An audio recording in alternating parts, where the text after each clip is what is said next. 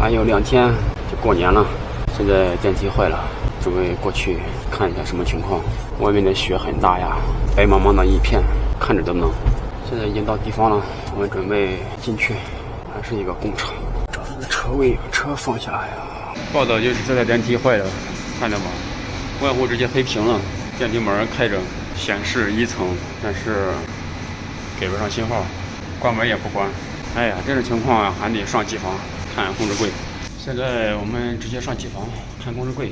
这间是4层，爬楼梯吧，幸好不高，慢慢往上爬吧。习惯性的爬楼梯了，单电梯的话没办法，坏了就得爬楼梯，那要么就没有别的办法。今天的天气不好，下着大雪，太冷了，最不喜欢这样的天气出来维修了，受不了。不过开的车还能稍微好一些，要是骑电动的话会更加的难受。哎呀，我们现在3层，还有1层，太累了，爬楼梯。现在到控制柜看一下，哎呀，41，安全回路不通，检修看看能不能走。没有，一直显示安全回路不通，没办法，查一下我看哪一块的安全回路不通。其实一般像这种安全回路不通的，过来直接断电，断完电以后，我们上来望远表拿出来，直接望远表直接给它对着它那个检测点，这是一个安全回路检测。检测点直接量一个大回路，通的，依然是通的，叫门锁不通，门是开的，这正常，都是通的。然后下面是厅门，厅叫门不通，然后安全回路全是通的。像这种情况的话，我们就直接不用管安全回路了，直接看保险吧。因为安全回路是通的，它就是只有一个原因，就是保险烧了，或者是线路有虚接，没有别的问题。这里有2个保险，有 FU1，一个 FU2，它是安全回路保险。我们先把它打开看一下，看吧怎么样？打开第一眼就看到了有一个保险已经黑了，说明保险已经烧掉了。下面来一个，仔细看，现在看清楚了吧？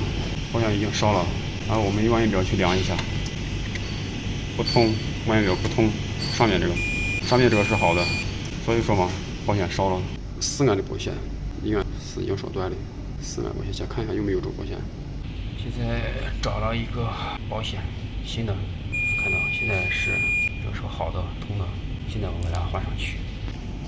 现在把这个新保险装上去了，我们现在送电试一下。